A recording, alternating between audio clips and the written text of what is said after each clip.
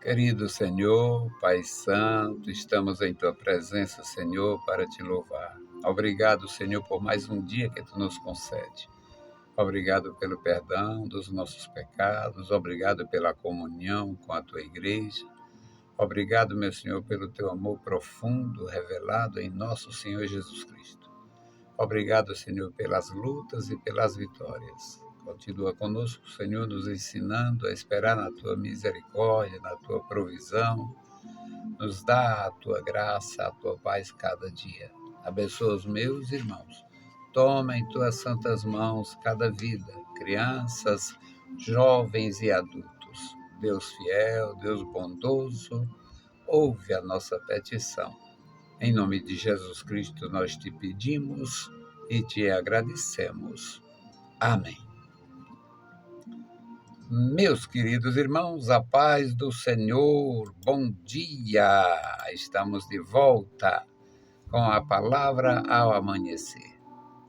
É maravilhoso. Você certamente tem muitas dificuldades na vida. Os empresários têm, os empregados têm, os ricos têm, os pobres têm. Todo mundo tem um peso, um fardo existencial. O sujeito tem muitos bens, tem realmente tudo que seria necessário à vida física, mas muitas vezes não conseguiria, com tudo que tem, comprar paz, ter mais tranquilidade. Às vezes, com todos os benefícios que a vida proporciona, todas as conquistas, mas não pode reverter um problema físico, um problema de um filho que nasce com deficiência. Apesar dos recursos da medicina, muitos casos são de extrema gravidade. Então, já que não temos controle sobre nada da vida, do futuro, em relação ao nosso próprio corpo físico, em relação à nossa história, o nosso histórico, a nossa vida, como será o fim, devemos estar seguros em Cristo. As nossas necessidades, muitas das nossas necessidades, são mais preocupantes quando não temos paz. Quando se tem paz com Deus, não se busca tanta satisfação na vida. Busca-se a presença de Deus e vive o Salmo 23 e outros textos semelhantes. O Senhor é o meu pastor. O Senhor me apacentará. O Senhor me assistirá. O Senhor me ajudará. A minha vida está com o Senhor. Então, é descansar. Mas o nosso texto é livro de Crônica, 1 Crônicas, capítulo 28, versículos de 1 a 10. Um texto que nos faz entender a decisão divina, a direção de Deus na vida dos seus servos, e muitas vezes nós, nem entendemos, mas, por esta razão, devemos nos humilhar debaixo da potente mão de Deus. Vamos ouvir o testemunho de Davi falando sobre a obra de Deus, falando sobre sua vida e sua casa. Então Davi convocou em Jerusalém todos os príncipes de Israel, os príncipes das tribos e os capitães das turmas que serviam ao rei, e os capitães dos milhares e os capitães das centenas e os maiorais de toda a fazenda e possessão do rei e de seus filhos, como também os eunucos e varões e todo varão valente. E pôs-se Davi em pé e disse: Ouve-me, irmãos meus e povo meu. Em meu coração propus edificar uma casa de repouso para a arca do concerto do Senhor e para o escabelo dos seus pés. E eu tinha feito preparo para a edificar. Porém, Deus me disse: Não edificarás casa ao meu nome, porque és homem de guerra e derramaste muito sangue. E o Senhor Deus de Israel escolheu-me de toda a casa de meu pai, para que eternamente fosse rei sobre Israel. Porque a Judá escolheu por príncipe e a casa de meu pai na casa de Judá, e entre os filhos de meu pai se agradou de mim para me fazer rei sobre todo Israel.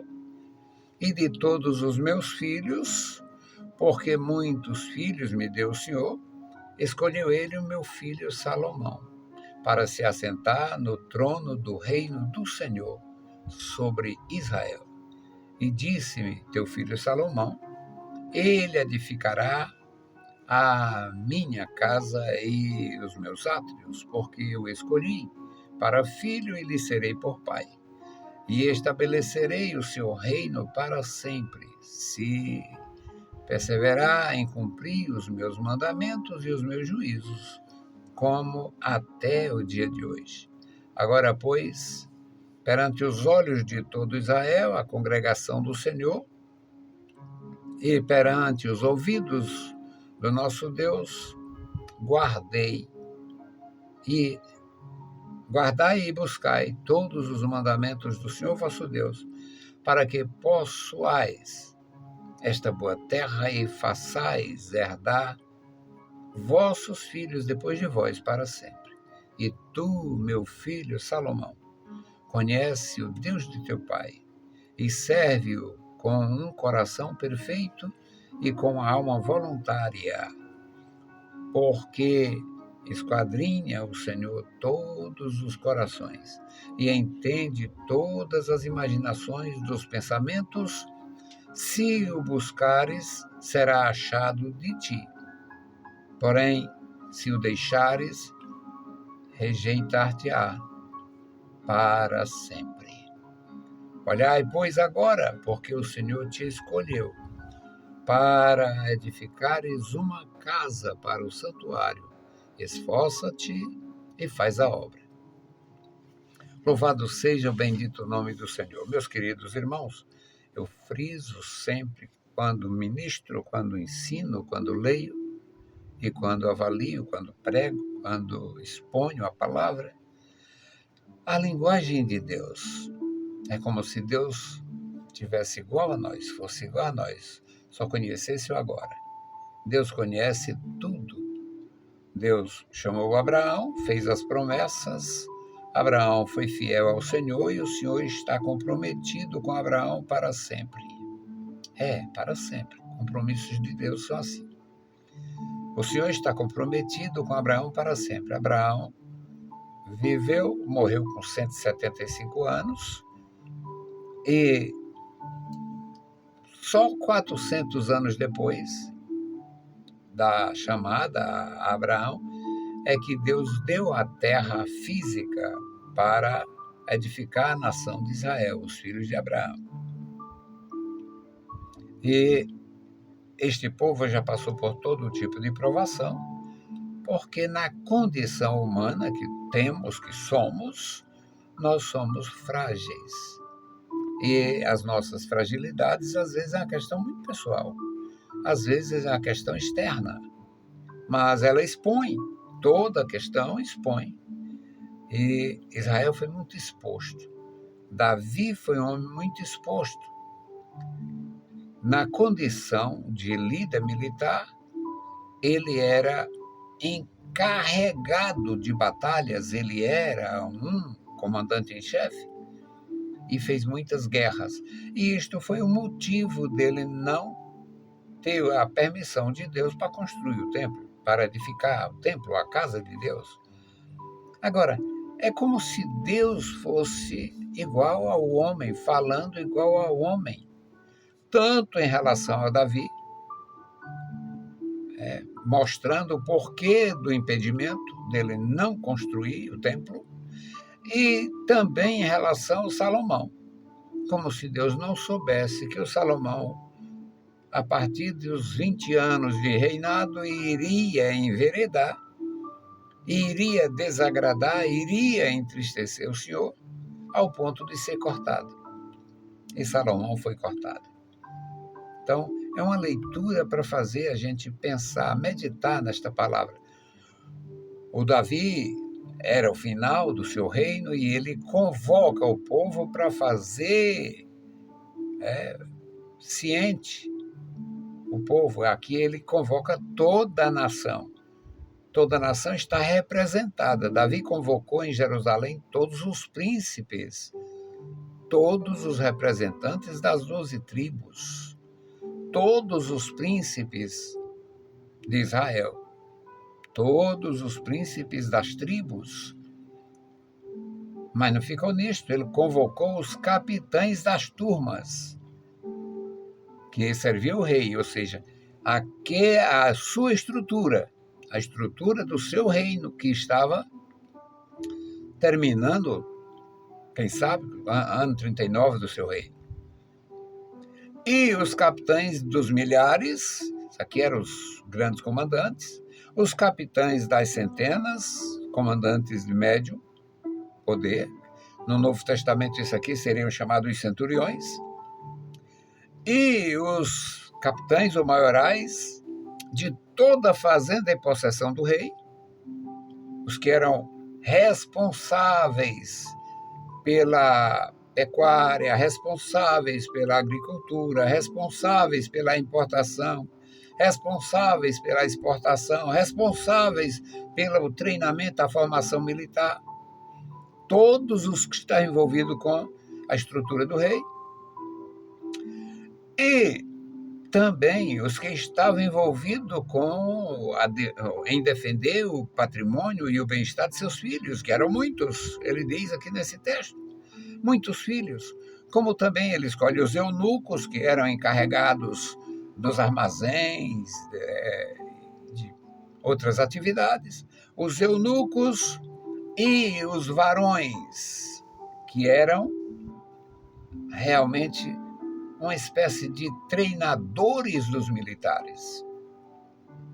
E o Davi se pôs em pé e exclamou: ouve-me, irmãos meus e povo meu, em meu coração eu propus edificar uma casa de repouso para a arca do Senhor, para o escabelo dos pés do nosso Deus.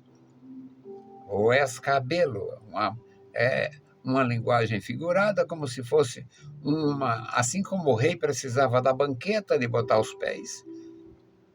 O que ele poderia fazer é como se fosse uma banqueta para Deus colocar os pés, estando entronizado. E ele diz: porém, eu tinha tinha preparado para edificar isso tudo, porém Deus me disse: não edificarás. Nosso Deus, meus amados irmãos, na sua infinita compaixão, Ele nos abençoa, Ele nos conduz, Ele nos prova, nos deixa ser provado. Quantos homens de Deus sofreram provações terríveis, provações físicas, provações de doença, provações na família. Quantos? Perseguições terríveis. Perseguições terríveis. Homens de Deus jurados de morte. O Elias foi jurado de morte, o Eliseu foi jurado de morte. Muitos foram jurados de morte. Jeremias foi jogado numa cova, num poço sem água, um poço cheio de lama, para morrer ali. Então, quantos homens de Deus passaram por provações, acusações? Neemias foi acusado de de usurpação do trono. Neemias foi acusado de todo tipo de maldade. Todos passaram por alguma provação. Alguns passaram por muitas provações. E as provações de muitas naturezas. O Davi está expondo aqui a sua condição e ele diz que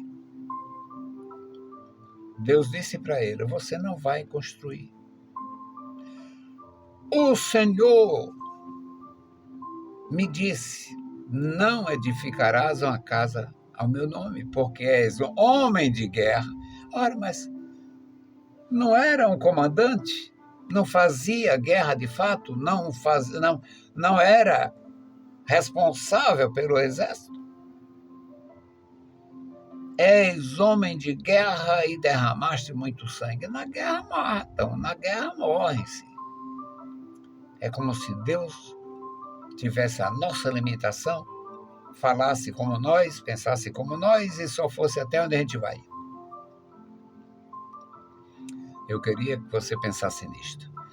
No versículo 4 diz: e o Senhor, Deus de Israel, me escolheu de toda a casa de meu pai, para que eternamente fosse rei sobre Israel. Porque a Judá escolheu por príncipe a casa de meu pai na casa de Judá. Ou seja, ele fala da escolha da tribo, a escolha do clã e a escolha da pessoa. A tribo de Judá. O clã, a casa de Jessé. E o indivíduo, o Davi, filho de Jessé. Ele está falando aqui. Com esta palavra, ele expõe o que está acontecendo, apazigua o que alguém poderia questionar e dá testemunho da grandeza e do poder de Deus. Tudo pela ordem, meus irmãos. Deus escolheu Judá, escolheu Jessé e escolheu Davi. Judá era a tribo, Jessé era o clã, a casa, e Davi o indivíduo. Agora ele diz: e o Senhor, na casa de meu pai, se agradou de mim para me fazer reinar sobre todo Israel. Samuel também ficou assustado quando, passando aqueles filhos lá, o primeiro, o segundo e tal, e o Senhor: não é nenhum, não é esse aí não é. Se acabaram-se os rapazes. O Jessé diz: ainda tem um no campo, está trabalhando. Então manda chamar, porque ninguém senta para comer enquanto ele não chegar. E quando fala em comer, a turma... Então, no momento, apressaram a vinda do Davi. E quando ele chega, o Senhor confirma: é esse aí. Então, meus irmãos, é uma bênção a gente aprender na casa de Deus as coisas de Deus. E aqui ele diz: e Deus escolheu meu filho Salomão. Deus escolheu meu filho Salomão. Deus fez a promessa: estabelecerei o seu reino para sempre, se perseverar. Como se Deus não soubesse. Se perseverar em cumprir os meus mandamentos e os meus juízos, como está até agora. Meus queridos irmãos, é maravilhoso. É maravilhoso. Nós temos o benefício do aprendizado na palavra de Deus. Vamos continuar. Você já sofreu alguma opressão, alguma dificuldade, alguma injúria, algum insulto? Deixa com Deus. Continue andando para frente e esperando no Senhor. Nós vamos fazer a nossa intercessão. A minha intercessão hoje é pelos casais sem filhos. Muitos casais não têm filhos e às vezes se preocupa, quer adotar, espera no Senhor. Bendito Deus. Pai Santo, Pai querido, Senhor da glória, nós estamos em Tua presença, suplicando a Ti, Senhor, pela Tua igreja. Abençoa os meus irmãos, guarda cada família, na cidade, no campo, opera maravilhas no seio da igreja. Guarda os meus irmãos, Guarda, meu Senhor, a nossa igreja, nosso pastor, toma em tuas santas mãos, manifesta o teu poder. Ó Senhor, abençoa e guarda cada servo teu, Pai. Nos dá graça para continuar, nos enche de vigor e de graça, Senhor, para fazer a tua obra. Nos dá, Senhor, a paz. Opera no nosso coração. Agora te apresentamos os casais sem filhos. Toma em tuas santas mãos, abençoa, sustenta, opera em seus corações. Fala com eles e dá, meu Senhor, a perseverança e a graça para que possam te ouvir e te servir com alegria cada dia. Deus fiel, ouve a nossa petição. Em nome de Jesus Cristo te pedimos e te agradecemos. Amém. Meus queridos irmãos, a paz do Senhor e bom dia.